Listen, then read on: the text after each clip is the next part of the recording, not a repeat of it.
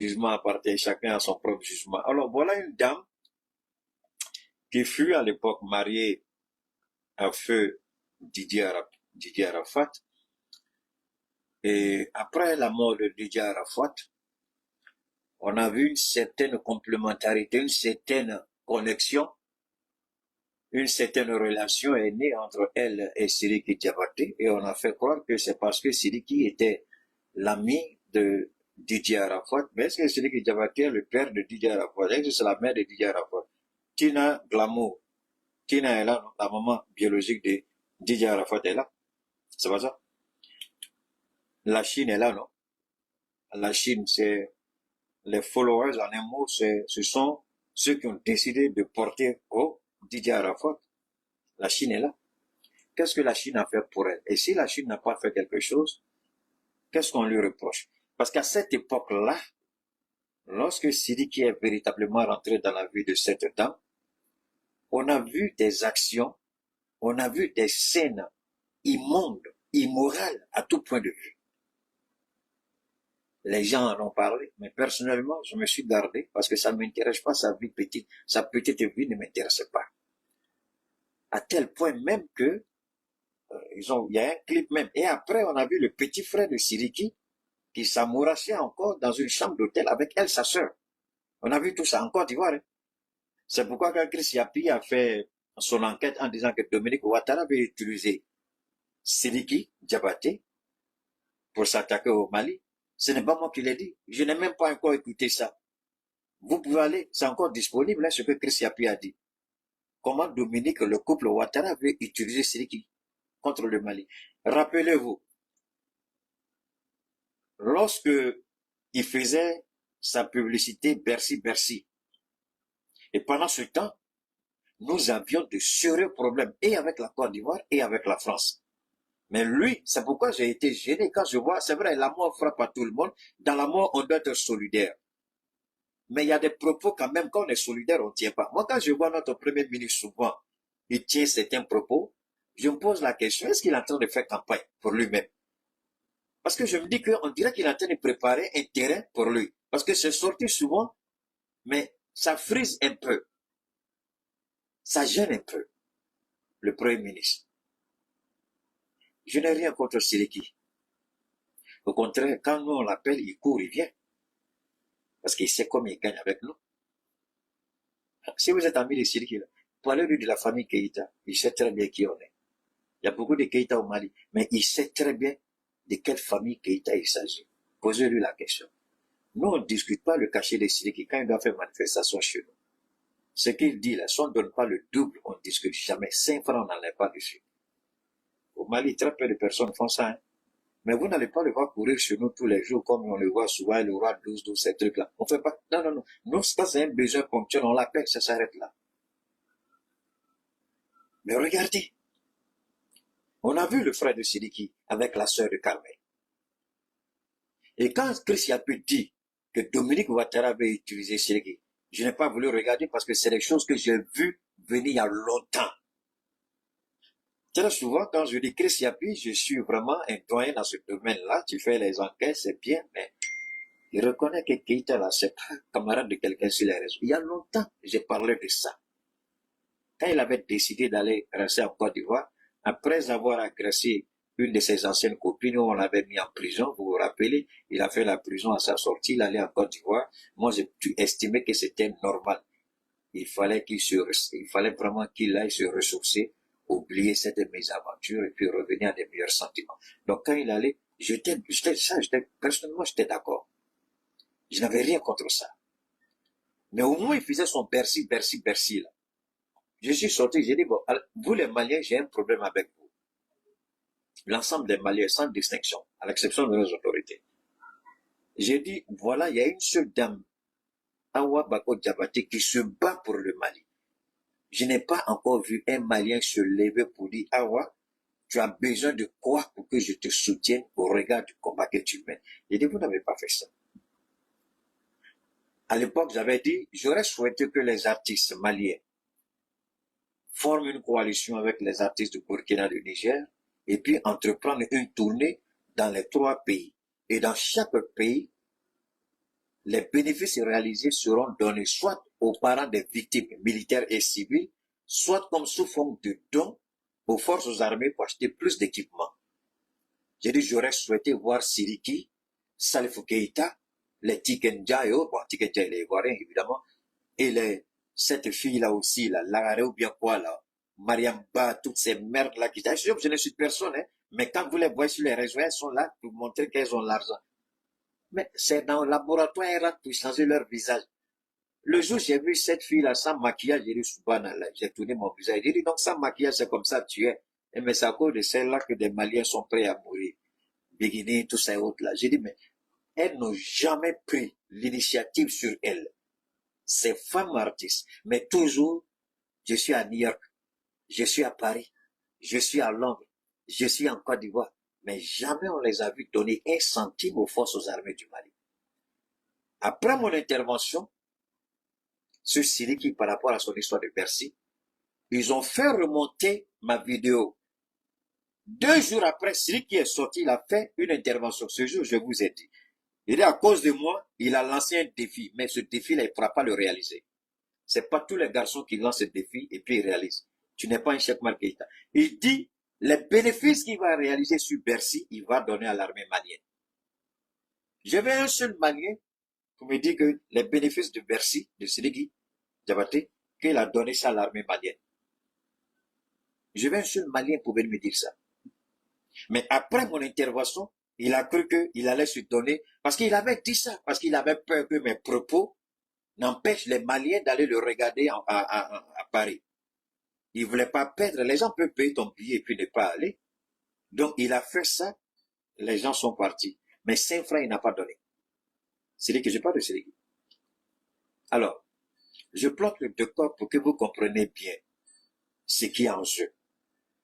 Alors, quand j'ai écouté Oumar Traoré de Radio Baoulé au Mali, je viens de l'écouter, qui dit que c'est un incident, que comme Carmel est venu présenter ses condoléances à Sidiki Diabaté, qu'il avait acheté une voiture, et que la voiture, tous les Maliens ont vu, ils ont mis sur le réseau. J'ai dit, ce sont les complexés qui font ça. Je vous ai toujours dit, moi, je ne mets jamais mes biens acquis sur les réseaux.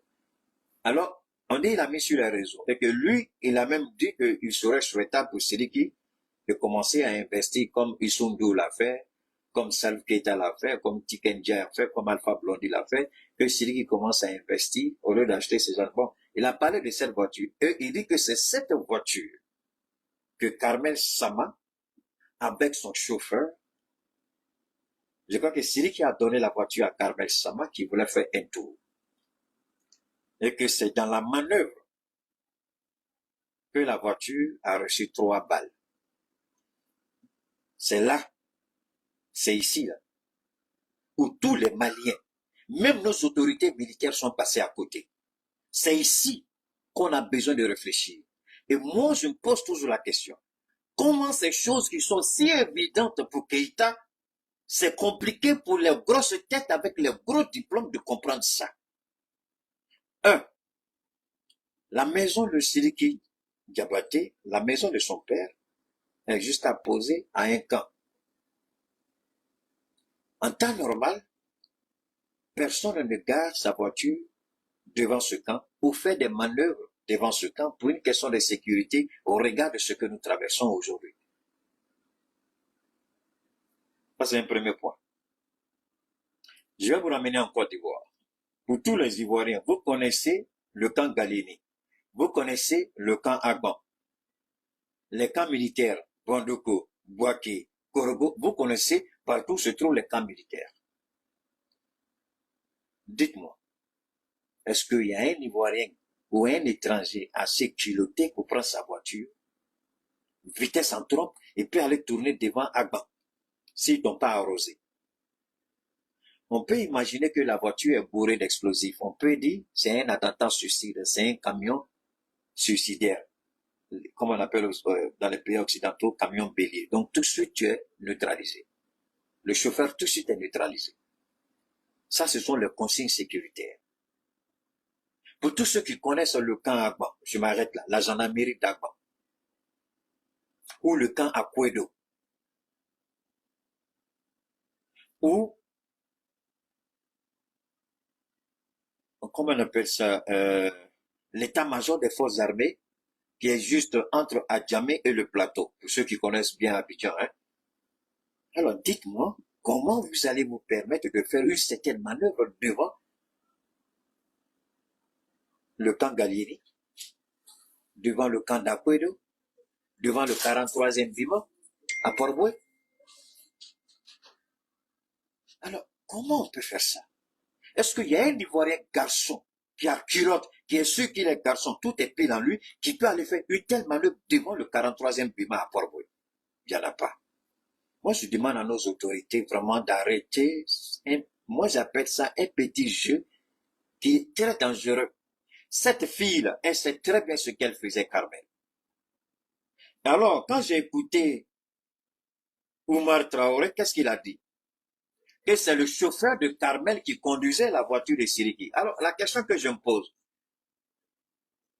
comment elle est arrivée au Mali? Donc, elle a quitté la Côte d'Ivoire en voiture avec son chauffeur, ou arrivée ici, elle a pris un chauffeur. Si elle a pris un chauffeur, et que Siriki qui a sa maison juste à poser, juste à côté de ce camp-là, à Tongorobogo, je crois. Alors, il va aller, même tu es aveugle, c'est vrai, on dit les yeux ne portent pas bagage qui est lourd, mais les yeux connaissent bagage qui est lourd. Même si c'est un chauffeur malien qu'elle a loué, est-ce que le chauffeur malien est assez idiot pour rouler une voiture en trompe? La voiture n'est pas venue doucement et puis, non. Ils sont venus en vitesse et puis ils ont essayé. Comme c'est une grosse cylindrée, il a voulu appuyer à fond. Mais les consignes sécuritaires, non. Alors, la question qu'on doit se poser, est-ce qu'ils l'ont fait inconsciemment? Ou ils l'ont fait, on va le faire, on s'en fout parce que le Mali, c'est le Mali? Ou c'était la provocation? Parce que pourquoi je ne suis pas convaincu des conneries qu'on nous raconte? Allez écouter ce que les Ivoiriens disent. Il y a une Ivoirienne que je vais vous faire écouter. Mais avant, voilà une femme qui est venue présenter ses condoléances à la famille Diabaté. Regardez comment elle a habillé d'abord. Voilà, ça c'est Carmel Sama. Ça c'est, voilà. Regardez une femme qui est venue présenter ses condoléances. Ah, Keita, elle est dans sa chambre. Nous, on n'est pas en Europe. Nous, on est au Mali. On n'est pas en Côte d'Ivoire, on est au Mali. La décence vestimentaire est importante. Si tu prétends que tu as été victime, et cette vidéo-là, c'est là où les forces armées auraient dû faire attention sur cette vidéo, à travers les propos. Si Carmel, dans cette vidéo, avait présenté ses excuses aux forces armées à cause de la mauvaise manœuvre et l'irresponsabilité de son chauffeur, j'allais dire c'est une femme vraiment qu'il faut respecter. Mais au lieu de cela, écoutez les propos de Carmel Sama. Je vais revenir ici. On va regarder ici, sur la tablette, et c'est beaucoup plus grand. OK? Alors, on va écouter ici, on va voir ce que Carmel dit. Hein? Je vais mettre, voilà. Écoutez bien. Vous allez bien. Alors, je fais cette vidéo pour vous rassurer. Voilà, femme qu'on a. Regardez bien. À ce qui se dit sur les réseaux en ce moment, me concernant, par rapport à l'incident d'hier.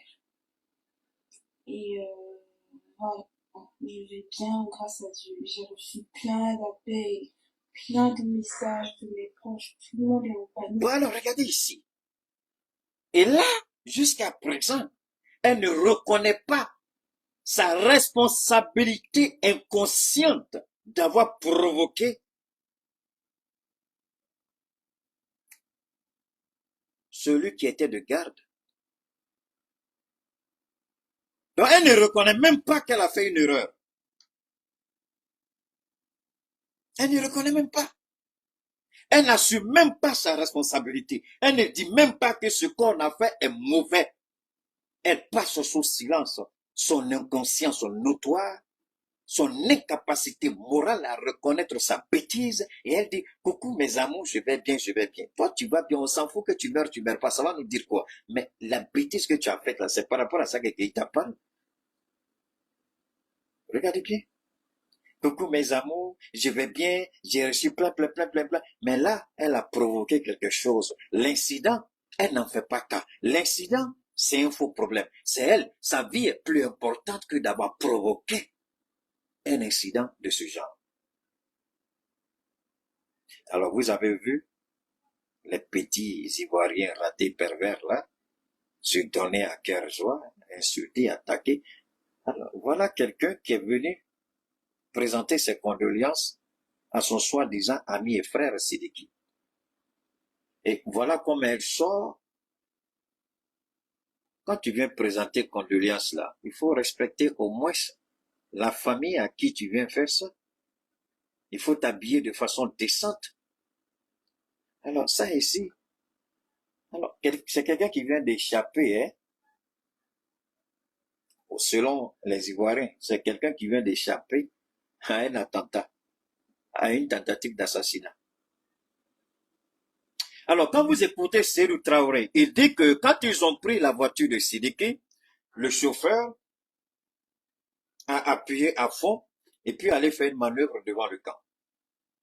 Donc tout de suite, le garde qui était là, il pouvait bien prendre le chauffeur, mais il a tiré sur le véhicule. Il a fait ce qu'on appelle les tirs de sommation. Il n'a pas tiré en l'air, mais il a tiré pour neutraliser le véhicule. Alors, l'inconsciente Carmel Sama, l'idiote Carmel Sama, la pervers Carmel Sama, elle ne dit pas pourquoi sa voiture était en trompe, même si c'est la voiture de Sidiki qui était à sa possession, pourquoi conduire à une telle allure devant un camp militaire et vouloir faire une telle manœuvre. C'est elle qui a dit au chauffeur de faire ça. On a tous eu des chauffeurs dans notre vie. Quand je vais en Côte d'Ivoire, j'ai un chauffeur qui est à ma disposition, sachant bien que je peux bien conduire là-bas, mais j'ai un chauffeur qui est à ma disposition. Et quand il file, je dis, hey, arrête. Tu files pas comme ça avec moi. Tu mets pas la tête. Alors comment, toi, on est supposé te conduire, et puis tu laisses le chauffeur rouler à vive allure, et puis faire une manœuvre devant un camp militaire. Et qu'est-ce que le garde est censé faire? Vous laissez partir? Je vous jure au nom de Dieu, si le garde n'avait pas réagi, le garde serait, non seulement on allait le radier de l'armée, mais il allait passer devant la cour de justice militaire pour n'avoir pas accompli son travail. Si le garde n'avait pas réagi, s'il n'avait pas tiré, non seulement il allait être radié de l'armée, mais il allait passer devant la cour martiale, c'est-à-dire la cour de justice militaire. Et cette petite idiote-là ne se rend pas compte de la gravité de ce qu'elle a fait. Coucou mes amours, je vais bien, j'ai reçu plein de gagnants. Alors donc tu peux aller faire ça. Depuis elle est née, est-ce qu'elle peut dire qu'elle s'est permise de faire une telle bêtise devant le camp de la gendarmerie nationale d'Agma? Elle n'a qu'à me montrer, quand c'est lui qui va habiter là, est-ce qu'il est garçon pour faire ça devant le camp d'Apoedo ou devant le camp de la gendarmerie? Tu donnes ta voiture à quelqu'un. Je ne peux pas ici accuser Siliki parce que Siliki, quand il a laissé la dame prendre sa voiture, il ne pouvait pas imaginer que le chauffeur allait être aussi irresponsable et conduire de cette manière. Alors que Siliki sait très bien, au regard du fait que la maison familiale est à côté d'un camp militaire, Siliki sait que en temps normal, même lui-même Siliki ne peut pas se permettre de garer sa voiture devant le camp. Il ne peut même pas. Du fait que des autorités allaient venir, eu égard à ce que fut son père, ils ont permis que certaines puissent garer leur véhicule un peu plus proche du camp. Ça, c'est l'explication de Seydou Ouma Traoré, le radio Baoulé, vous le connaissez.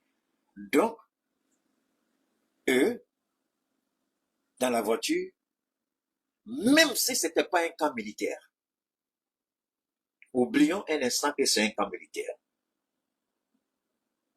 Comment vous venez, quelqu'un qui a perdu son papa, tu quittes Abidjan pour venir présenter tes condoléances. Il te donne sa voiture pendant le temps de son séjour. Et puis, le chauffeur que tu as à ta disposition se comporte de façon irresponsable et inconsciente. Et toi, tu acceptes ça. Oublions le camp militaire. Quand vous venez présenter condoléances à quelqu'un, ça veut dire qu'en réalité, tu n'es pas venu pour présenter tes condoléances. Parce que présenter condoléances veut dire que je ressens la douleur que tu traverses, même si je ne vis pas cette douleur. Voilà le sens moral et éthique de la présentation des condoléances. Je ressens la douleur que tu traverses. Je suis venu pour compatir avec toi cette douleur, que tu ne portes pas seul ce fardeau. Voilà tout le sens des condoléances. Mais alors, tu t'habilles là, on dirait une petite lélé, mais je vais bien, mais ce que tu as fait, est-ce que ton accoutrement là, cette indécence vestimentaire est conforme à celle qui est venue présenter ses condoléances? Cette attitude irresponsable de conduire la voiture jusqu'au point de recevoir 3 balles, est-ce que c'est une attitude d'une personne qui est venue présenter ses condoléances? Alors, quand nos gens parlent, qu'ils aient le courage. Moi, j'ai dit, je ne mange pas dans l'assiette de quelqu'un. Je ne mange pas chez quelqu'un. Personne ne me nourrit. Je ne suis pas dans la diplomatie ou dans la médiocrité du langage. Caresser dans le sens du poil et mentir, je ne le ferai jamais. Elle n'a pas de responsabilité. Est-ce que le garde, il a mal fait? Il a très bien fait. Il a agi comme on le lui a enseigné.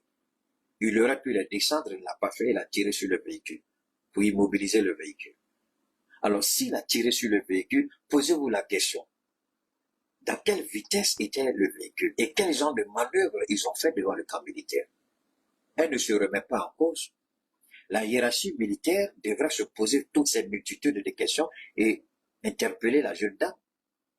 Pas l'interpeller dans chose, mais mettre les points sur les i et dire à Siliki, c'est la dernière fois, s'ils ont laissé les véhicules garés tout près du camp, c'est par respect pour son père, mais pas pour ces gens de bêtises-là.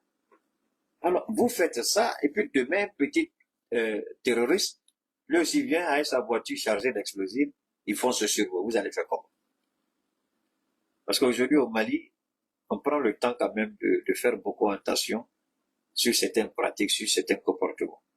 Et ce qui m'a fait mal, quand j'ai entendu Seydou Oumar parler, je suis allé écouter ce qu'elle dit. Elle n'a jamais présenté ses excuses. Elle n'a jamais dit ouvertement qu'elle a commis une erreur. Elle présente ses excuses. Mais sa vidéo d'une minute, sa vidéo d'une minute, c'est sa petite vie de merde là. Je n'ai rien, j'ai réussi, même. Donc la provocation, l'inconscience, l'attitude irresponsable, non. Il faut qu'on soit en Afrique.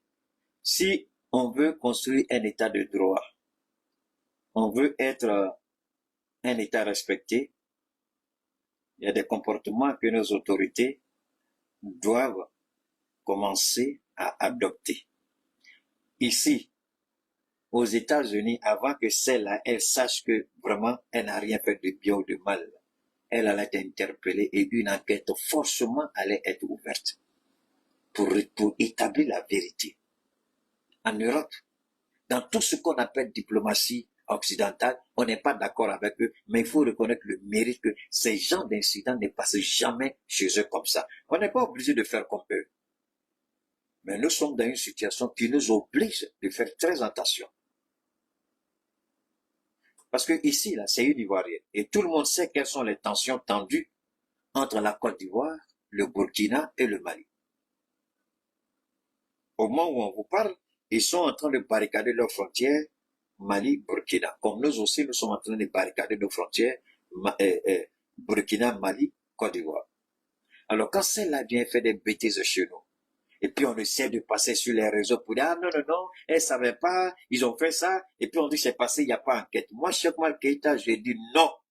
Je suis contre cette façon de voir les choses. Je suis contre cette pratique. Elle sait ce qu'elle a fait. Elle sait très bien ce qu'elle a fait. Elle ne peut jamais faire ça devant le 43e BIMA de l'armée française en Côte d'Ivoire. Elle ne peut jamais faire ça devant le camp de la gendarmerie nationale à Agba. Elle ne peut jamais faire ça devant le camp militaire d'Akoedo. Elle ne peut jamais le faire. Alors pourquoi c'est chez nous ici on vient faire ça et on veut qu'on laisse tomber?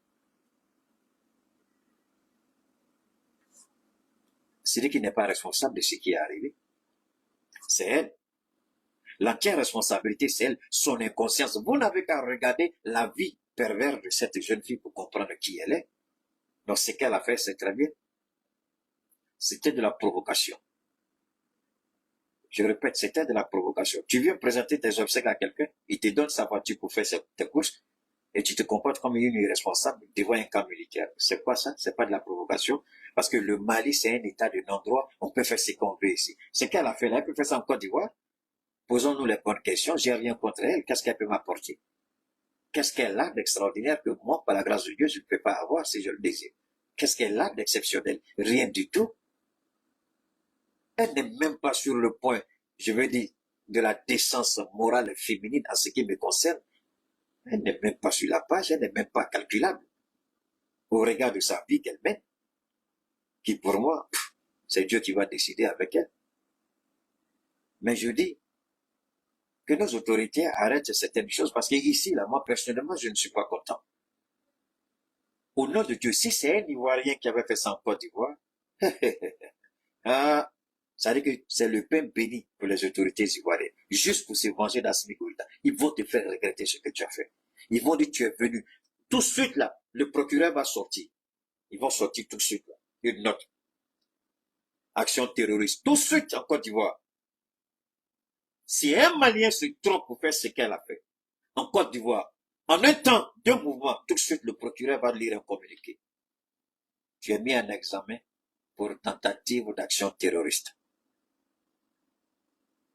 Elle, ce qu'elle a fait ici au Mali. Si un Malien tente ça en Côte d'Ivoire, les autorités tout de suite ils vont dire du pain béni. Il a été envoyé pour s'attaquer au camp. C'est que tu peux, c'est ta vie, hein, Siriki. Moi, je t'ai toujours dit, c'est ta vie.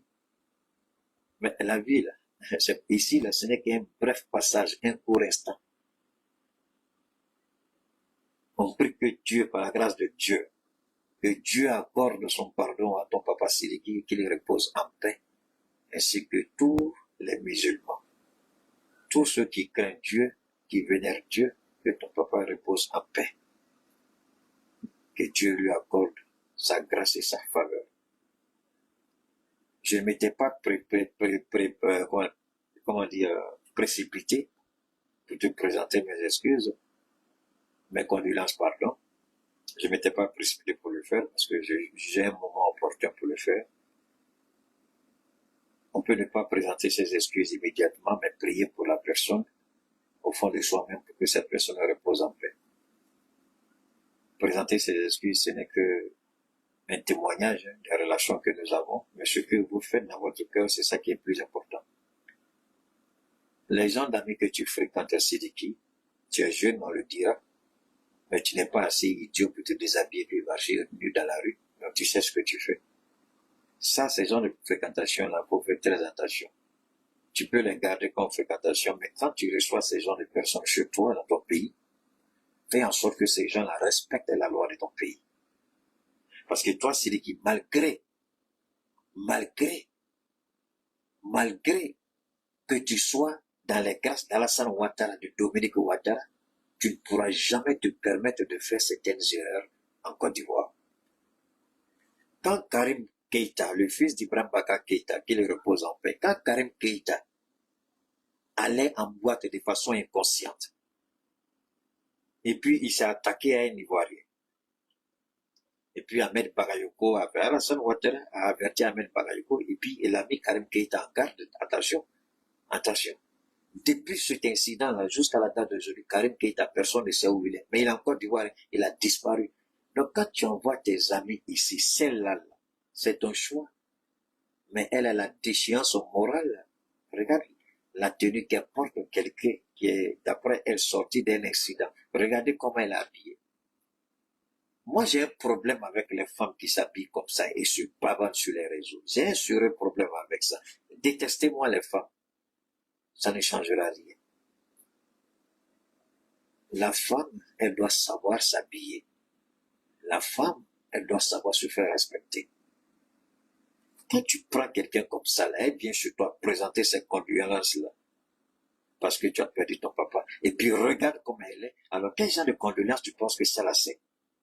Elle est venue se pavaner au Mali, ou elle est venue présenter ses condoléances? Ce qu'elle ne fait pas chez elle en Côte d'Ivoire, pourquoi elle le fait chez nous au Mali? Elle est respectueuse des lois en Côte d'Ivoire, pourquoi elle n'est pas respectueuse de nos institutions au Mali? Ce qu'elle a fait, c'est l'impolitesse, c'est l'immoralité, c'est l'inconscience par excellence.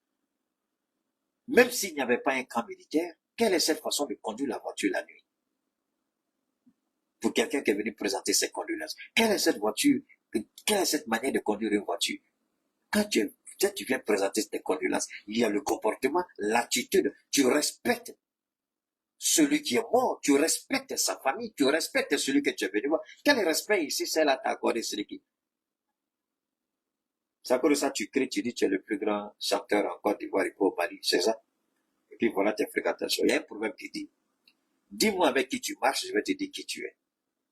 Si c'est avec des gens comme ça tu marches sur qui, c'est facile de te classifier et de savoir qui tu es en réalité. Tu n'es pas celui que tu prétends être. Parce que ça là, ce n'est pas bon. C'est pas bon pour toi. On t'a blagué. Tous ceux qui sont sortis là, ils ont essayé de dédouaner cette fille. Mais moi, je ne rentre pas dans ça. Si elle avait raison, j'allais frapper et lui dire qu'elle a raison. Mais ici, là, c'est l'inconscience. Tu ne peux pas venir présenter tes condoléances, conduire la voiture du fils du défunt de façon irresponsable devant un camp militaire et puis ressortir le lendemain sur les réseaux, habillé comme ça et prétendre que quoi? Elle a la chance parce que c'est le Mali, parce que tu as perdu ton papa, certainement les autorités ne voulaient pas en faire trop. Au nom de Dieu, dans n'importe quel pays européen, dans n'importe quel État aux États-Unis, ou dans tout autre pays occidental, ce qu'ils ont fait, on allait les arrêter et tous, et puis les placer sous examen, contrôle judiciaire, pour savoir réellement s'il n'y a pas de ramification entre eux et les organisations terroristes. Mais au Mali, on ne l'a pas fait. Si on l'avait fait en Côte d'Ivoire, c'est lui qui est d'accord, comme tu dis que tu es champion en Côte d'Ivoire, arrive en Côte d'Ivoire, prenne de tes voitures, ce qu'elle a fait là, il faut aller faire ça devant Akoedo, il faut aller faire ça devant le 41 président, ou bien la gendarmerie d'Agua, si tu es garçon. Le jour que tu rentres en Côte d'Ivoire, ce qu'elle a fait, il faut aller faire la même chose. Tu vas savoir qui a mis le dans. Il y a des choses qu'on ne fait pas, on ne peut pas encourager. Carmen Sama, tu es la déception, tu es l'humiliation, tu es la honte, tu es la perversion même de la féminité africaine en un mot. Tu peux faire certaines choses en Côte d'Ivoire, ça peut marcher pour toi, parce que c'est de ça qui vous oublie. Mais au Mali, sinon, on ne peut pas accepter. Tu ne peux pas venir nous provoquer chez nous et t'habiller de façon indécente et prétendre que tu vas bien et notre institution militaire que tu as bafouée à travers ton action ridicule. Tu n'as jamais présenté tes excuses alors que tu as mal fait. On a dépensé 3 balles gratuitement. Si c'est la France, on dit que tu as payé nos balles. Et puis on vous laisse partir. Alors qu'il doit avoir une enquête. Une fois que une sentinelle, un garde tire une balle, il y a forcément une enquête interne. Forcée. Si nous voulons que nos institutions soient respectées, il faut que nous commencions à adopter des comportements, des attitudes pour que nos institutions soient respectées. Un garde ne peut pas tirer 3 balles et dire qu'il n'y a pas d'enquête. C'est pas moi, c'est lui Oumar Traoré, c'est lui qui a dit qu'il n'y a pas d'enquête. Je suis étonné qu'il n'y ait pas d'enquête. Je suis étonné qu'elle ne soit pas entendue par la justice militaire. Pourquoi elle a fait ça? Je suis étonné. Moi, personnellement, je suis étonné. Et l'état-major des forces armées du Mali laisse ça comme ça. On n'a pas dû de créer des problèmes avec elle. Mais il faut faire une enquête. Pourquoi elle a fait ça? Quelle était son intention? Elle qui est venue présenter ses condoléances. C'est la façon de se comporter ça. Voilà quelqu'un qui est venu présenter condoléances. Et maintenant, là, c'est elle qui se met en spectacle pratiquement moitié nue pour dire qu'elle n'a rien. Les gens s'inquiètent. On s'inquiète, on t'a loupé. Si tu avais pris une balle dans les jambes, là, c'est là que tu allais comprendre. Parce que là, tu allais provoquer. Et là, quand ils sont dit des bêtises comme ça peut provoquer ce qu'on appelle des incidents diplomatiques. Déjà, la situation est tendue entre le Mali et la Côte d'Ivoire. Vous faites une bêtise que nos autorités devaient tirer toutes les leçons. On la laisse partir et elle, au lieu de présenter ses excuses, dire à ses soi-disant ses amours-là, ça a été de ma faute, c'est mon erreur. Ah non, non, j'ai rien, je vais bien. Toi, tu es malade, hein? Tu as la chance, vraiment. Vraiment, tu as la chance. Hey, Matim, Carmen Sama, agressé au Mali. Est-ce la vérité ou le mensonge? Vous venez d'écouter ici la vidéo de Cheikh Oumar Keïta sur le sujet. Premièrement, il faut constater que le timing n'est pas bon. Le timing du problème de Carmen Sama n'est pas bon. Nous vivons à l'heure actuelle un problème très important. Le Mali est dans une situation vraiment extrêmement importante. Ils ont tellement subi, aujourd'hui ils sont en train de sortir la tête de l'eau avec des dirigeants déterminés, avec des dirigeants qui ont décidé de changer les choses. Et Carmen Sama, elle arrive, elle dit qu'elle a été agressée avec une arme. Et là, nous avons Cheikh Oumar Keïta qui nous dit que Sidiki Diabaté est utilisé par le gouvernement ouattarien pour, bien évidemment, déstabiliser le Mali. Le timing n'est pas bon dans ce que Carmen Sama fait. Maintenant, comment dire qu'elle dit la vérité ou elle dit le mensonge? Surtout que les agresseurs ne sont pas forcément les politiciens. Dans tous les pays, il y a des agresseurs. Et peu importe le niveau de sécurité que vous allez avoir dans votre pays, il y aura toujours des mauvaises personnes, des malfrats, qui voudront toujours faire du mal, voler, faire quelque chose dont ils n'ont pas vraiment le droit. Il y aura toujours ce genre de personnes. Donc, ce sont des choses qui peuvent arriver. Mais la façon maintenant de politiser ça, c'est ça qui est le problème. Carmen Sama a été peut-être agressée, oui. Mais est-ce que c'était nécessaire de politiser ça? Il y a la justice, il y a la prison, il y a la gendarmerie. Elle pouvait aller porter plainte, mais pas venir sur les réseaux sociaux. Parce que le fait de venir sur les réseaux sociaux, c'est un peu comme vouloir ternir l'image du Mali dans une situation où nous connaissons déjà désagréable. Voyez-vous, c'est de dire, oui, je suis au Mali, on m'a agressé, j'ai traversé une situation. Ça montre un peu l'image d'une personne qui veut ternir l'image du Mali par rapport au conflit qu'il y a entre la Côte d'Ivoire et le Mali. Donc, normalement, déjà sur ce point, Cheikh Oumar Keïta a raison de sortir et d'intervenir pour dire que non, l'attitude n'est pas bonne parce que les agressions, ça peut se faire et ça peut se faire de partout. Nous avons même vu des stars de télé-réalité françaises qui tous ont émigré à Dubaï avec comme excuse que dans leurs différentes villes en France, ils se font agresser tous les jours. Donc ça arrive partout. Ça arrive en Europe, ça arrive en Amérique, ça arrive en Asie, ça arrive en Afrique, ça arrive partout. Et ce n'est pas pour autant qu'à chaque fois où tu vas te faire agresser, même en Côte d'Ivoire, tu vas venir faire un tapage de réseaux sociaux. Là, tu es dans le pays d'autrui. Surtout, tu es encore là-bas. Tu n'avais pas besoin de faire du tapage pour ça. Parce que tout tapage que tu vas faire, sachant très bien le conflit politique qu'il y a entre les deux pays, bien évidemment que certains Maliens vont se retourner contre toi et dire que tu fais ça, c'est-à-dire juste pour ternir l'image du Mali, politiquement parlant. C'est-à-dire que ce soit vrai, que tu sois même naïf dans ce que tu es en train de faire, le timing n'est pas bon. Je pense qu'à ton âge, ta notoriété, tout ce que tu vis et traverses aujourd'hui, tu sais très bien que tous tes faits et gestes sont scriptés et sont décortiqués par des blogueurs, des influenceurs, même des politiciens. Comme là, en l'occurrence, nous avons des personnes qui ne font que parler de ce sujet parce que c'est le moment qui est très mal choisi.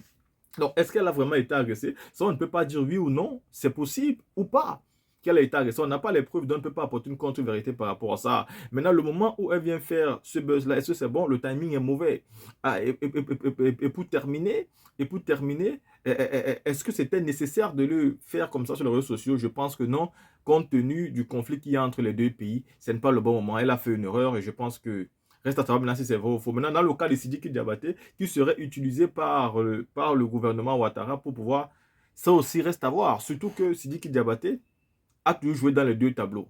Et là, c'est vraiment un problème de jouer dans les deux tableaux quand ton pays est confronté à ce genre de problème-là.